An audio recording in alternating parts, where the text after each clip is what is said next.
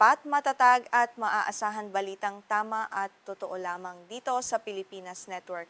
Magandang araw sa ating mga kababayan sa Pilipinas at sa buong mundo. Huwag kalimutang pusuan ang video, sumubaybay at pindutin ang patingaw upang lagi kayong updated sa balita. Simulan na natin. Isang mainit na balita mula sa gitnang silangan ang ating tinututukan ngayon.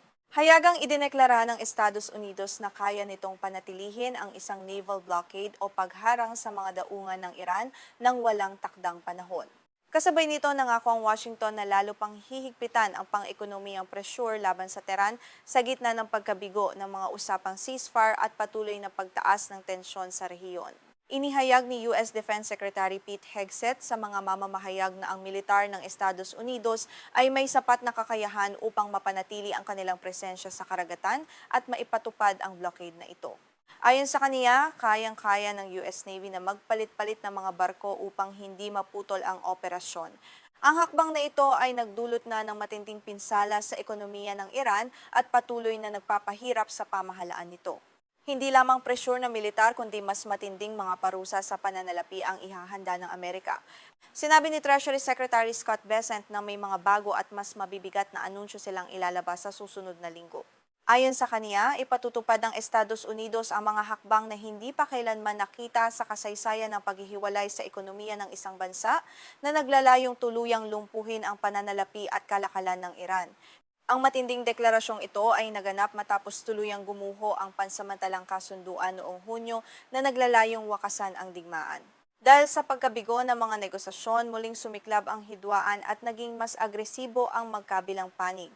Ang kawalan ng diplomatikong solusyon ay nagtulak sa sitwasyon sa isang mapanganib na yugto na nagbabantang magdulot ng mas malawak na krisis sa buong rehiyon ng gitnang silangan.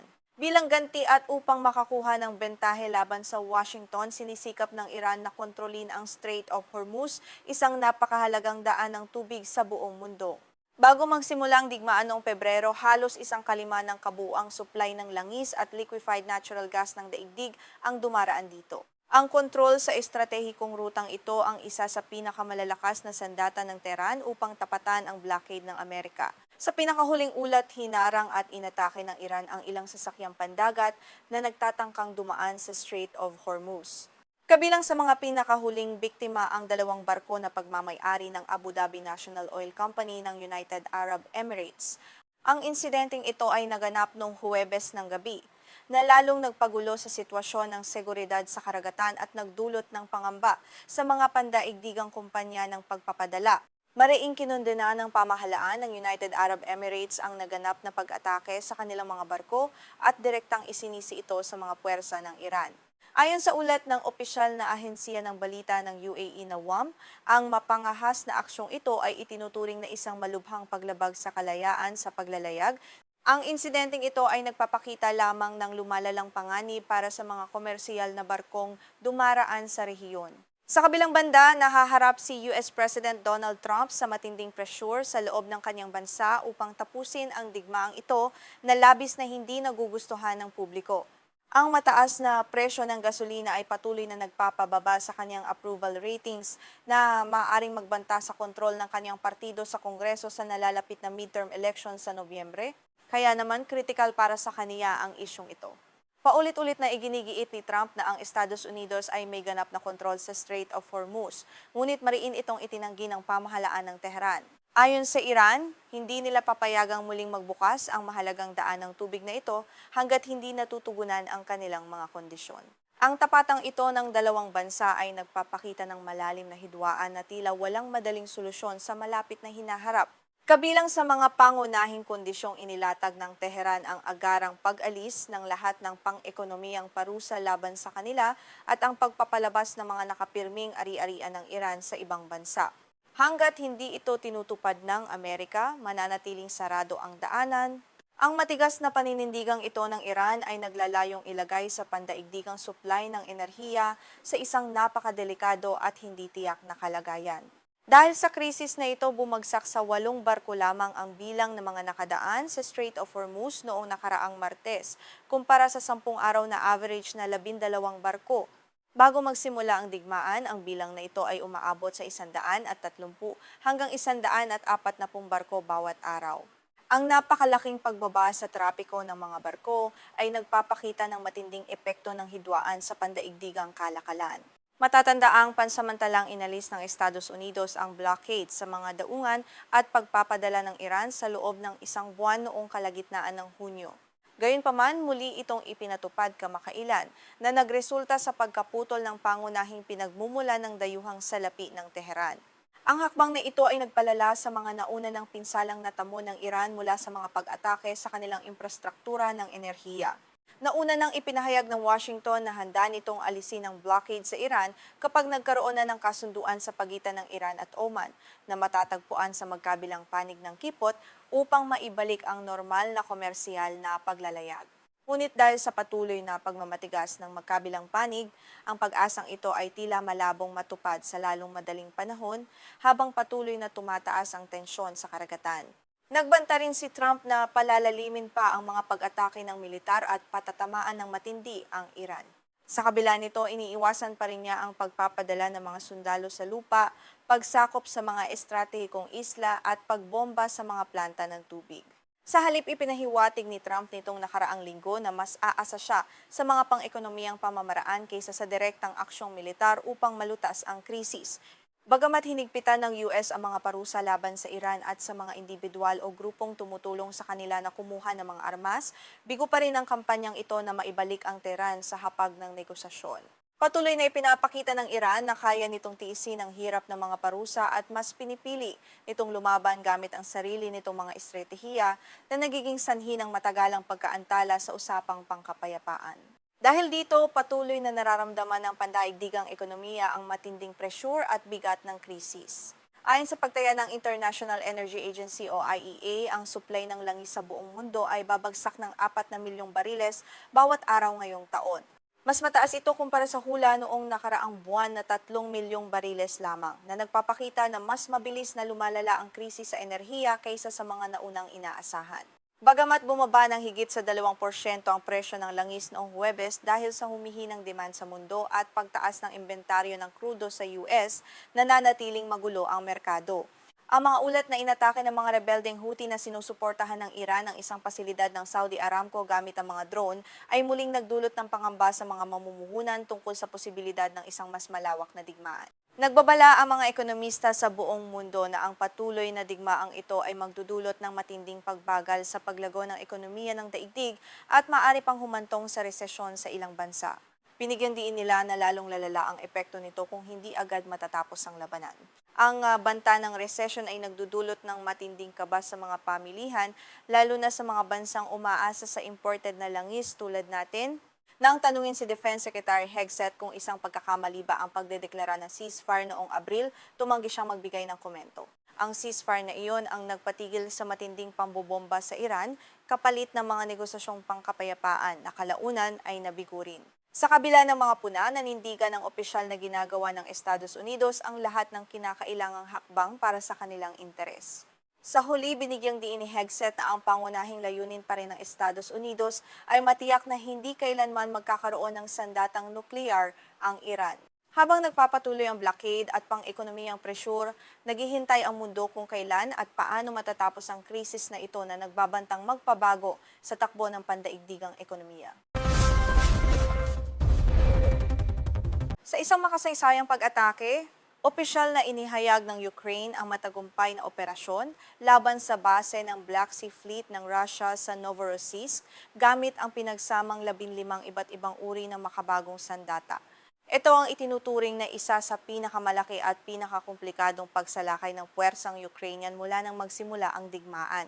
Direkta nitong pinuntirya ang huling malaking tanggulan ng hukbong dagat ng Russia sa rehiyon.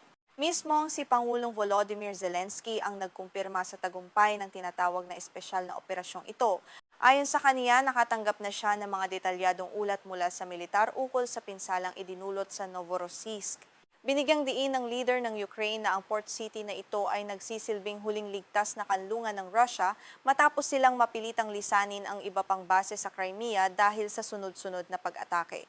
Sa kanyang pinakahuling pahayag, ipinagmalaki ni Zelensky ang kakayahan ng Ukraine na gumawa at maglunsad ng sarili nitong mga makabagong armas. Sa kauna-unahang pagkakataon sa kasaysayan ng labanan, Pinag-isa at pinag-ugnay ng kanilang militar ang iba't ibang uri ng teknolohiyang gawa sa loob ng bansa upang isagawa ang isang napakalaking koordinadong strike na yumanig sa depensang militar ng hukbong Ruso. Kabilang sa mga pangunahing sandata na ginamit sa operasyon ay ang mga hybrid missile drone tulad ng Palianichia, Peklo at Bars. Bukod dito, pinakawalan din ang pinakabagong bersyon ng Extended Range Neptune Anti-Ship Missile. Ang kombinasyong ito ng mga lumilipad na bomba at high-speed missile ay nagdulot ng matinding kalituhan sa radar at mga sistemang pangdepensa sa himpapawid ng hukbong dagat ng Russia. Hindi lamang mga missile ang naging banta sa kalangitan ng Novorossiysk, kundi pati na rin ang sangkawan ng mga unmanned aerial vehicle o UAV. Kinamit ng Ukraine ang iba't ibang klase ng drone tulad ng Mich, Fearpoint, Ramsay, Sichen, Trust, Haryok, Popper, Liuchi at Tobush. Ang malawak na armada ng mga drone na ito ay lumipad ng sabay-sabay upang lituhin at labis na pahirapan ang mga tauhan ng depensang panghimpapawid ng Russia. Bukod sa himpapawid, naging mapanganib din ang karagatan dahil sa paggamit ng mga makabagong unmanned surface vessel o mga sea drone na tinatawag na Sargan at Mamay. Ang mga mabilis at halos hindi nakikitang sasakyang pandagat na ito ay dumaan sa dilim ng gabi upang salakayin ang mga barkong nakadaong sa loob mismo ng mahigpit na binabantayang daungang militar ng Russia na nagpapakita ng mataas na antas ng koordinasyon. Ayon sa ulat ni Pangulong Zelensky, matagumpay na tinamaan ng kanilang mga sandata ang mga kilalang barkong pandigma ng Russia. Kabilang sa mga malubhang na pinsala ay ang mga modernong frigate na Admiral Esen at Admiral Makarov. Ang dalawang barkong ito ay kilalang kilala sa paglulunsad ng mga cruise missile laban sa mga lungsod ng Ukraine, kaya naman ang pag-atake sa kanila ay isang malaking dagok sa Moscow. Idinagdag pa sa ulat na isang malaking landing ship at isang maliit na corvette ang hindi rin nakaligtas sa bagsik ng pinagsamang pag-atake ng Ukraine. Hindi lamang mga barko ang naging target, kundi pati na rin ang mga pasilidad na nagbibigay ng pinansyal at logistikong suporta para sa patuloy na operasyong militar ng Russia sa digmaan na naglalayong pilayin ang kakayahan ng kalaban na magpatuloy sa labanan. Kinumpirma rin ng Security Service of Ukraine o SBU at ng General Staff ng Sandatahang Lakas na hindi bababa sa 4 na barkong pandigma ng Russia ang nagtamo ng iba't ibang antas ng pinsala. Kasama rito ang Admiral Esen, Admiral Makarov, isang Buyan M-class missile corvette at ang patrol ship na Vasily Baikov na nagpapakita ng pagiging epektibo ng estratehiya ng Ukraine sa pagpuntirya sa mga pangunahing barko. Bukod sa mga barko, tinamaan din ng Ukraine ang mahahalagang depensang militar sa lupa. Kabilang dito ang 30N6E radar system na bahagi ng S-300 air defense system ng Russia. Tinamaan din ang isang mobile firing position na matatagpuan sa ikalawang pantalan, pati na rin ang iba pang infrastruktura sa daungan na nagbibigay ng proteksyon at kakayahang lumaban sa mga puwersang Ruso sa Novorossiysk. Upang lalo pang mapilaya ng ekonomiya at supply ng Russia, pinuntirya rin ng militar ng Ukraine ang mga pasilidad ng langis. Matagumpay nilang tinamaan ang pasukan ng mga imbakan sa Gruzhovaya Oil Depot kasama ang ilang pantalan ng kargamento. Ang hakbang na ito ay naglalayong pigilan ang daloy ng gasolina na ginagamit para sa mga tangke, eroplano at barko ng hukbong Ruso sa rehiyon. Ang mga ulat na ito ng Ukraine ay hindi lamang nakabatay sa kanilang sariling pahayag dahil may mga independyenteng mapagkukunan ding naglabas ng ebidensiya. Ang SOOR, isang digital mapping platform na nakabase sa Australia, ay naglabas ng mga larawang satellite na kinuna ng kumpanyang Vantor mula sa Estados Unidos. Ipinapakita sa mga larawang ito ang pinsala sa loob ng daungan ng Novorossiysk matapos ang malawakang pag-atake. Sa pagsusuri ng mga larawang satellite, nakita ang pinsala sa hindi bababa sa isang Project 266M minesweeper at isang Project 260-160 patrol ship ng Russia. Mayroon ding mga kapansin-pansing bakas ng pagsabog at sunog sa mga gilid ng mga tulay at pantalan. Ito ay nagsisilbing katibayan na nagkaroon ng malalakas na pagsabog sa loob ng base militar na dati ay itinuturing ng Russia na ligtas mula sa mga pag-atake. Sa panig naman ng Russia, kinumpirma ng mga lokal na opisyal ang naganap na pag-atake sa rehiyon ng Krasnodar. Ayon kay Veniamin Kondratiev, Gobernador Krasnodar, naging target ng isang napakalaking pagsalakay ang kanilang rehiyon gamit ang daan-daang drone ng Ukraine na nagmula sa iba't ibang direksyon at partikular na nakatutok sa lungsod ng Novorossiysk at mga karatig na lugar nito. Sa kasamaang palad, nagdulot din ng pinsala sa mga sibilyan ang labanang ito. Iniulat ni Gobernador Kondratiev na 3 tao ang namatay, kabilang ang isang 8 taong gulang na bata, habang 24 na iba pang tao ang nasugatan dahil sa mga pagsabog at mga labi ng mga bumagsak na drone. Ipinapakita nito ang patuloy na panganib na kinakaharap ng mga mamamayan sa mga rehiyong apektado ng digmaan. Ang Novorossiysk ay hindi lamang isang simpleng daungan kundi isa sa pinakamalaking pantalan sa Black Sea. Ito ang pangunahing pintuan ng Russia para sa pag-export ng krudo at iba pang produktong petrolyo mula sa timog na bahagi ng bansa. Dahil dito ang anumang pagkaantala o pinsala sa daungang ito ay may direktang epekto sa ekonomiya ng Russia at sa kakayahan nitong pondohan ang digmaan. Bukod sa ekonomiya, napakahalaga rin ng Novorossiysk sa aspetong militar dahil dito inilipat ng Russia ang malaking bahagi ng Black Sea Fleet nito. Matapos ang sunod-sunod na matagumpay na pag-atake ng Ukraine sa Sevastopol sa Crimea, napilitan ang Moscow na iatras ang mga barko nito patungo rito upang maiwasan ang higit pang pinsala sa kanilang puwersang pandigma, ngunit tila hindi pa rin sila ganap na ligtas. Ang daungang ito ay isa ring napakahalagang sentro ng enerhiya. Dito matatagpuan ang Sheshkaris Terminal at ang pasilidad ng Caspian Pipeline Consortium o CPC na nagdadala ng langis mula sa Kazakhstan patungo sa mga pandaigdigang merkado. Sa katunayan, umaabot sa mahigit 821,000 bariles ng langis ang ikinarga rito bawat araw nitong nakaraang Hulyo. Kapansin-pansin na ang CPC ay may mga kasosyong malalaking kumpanya ng langis mula sa Amerika tulad ng Chevron at Exxon. Ayon sa ulat ng Financial Times, nagpasya ang Ukraine na ihinto ang pag-atake sa mga tanker ng langis ng CPC matapos ang pakiusap ni J.D. Vance upang maiwasan ang pandaigdigang krisis sa enerhiya at mapanatili ang suporta ng kanilang mga alyado. Ang operasyong ito ay nagpapakita ng lumalaking kakayahan ng Ukraine na lumaban gamit ang sarili nitong teknolohiya at estratehiya. Sa kabila ng mga limitasyon, ipinakita ng Kyiv na kaya nitong abutin at pinsalain ang mga sensitibong targets sa loob ng teritoryo ng Russia. Manatili kayong nakatutok para sa mga susunod pang balita rito sa ating programa.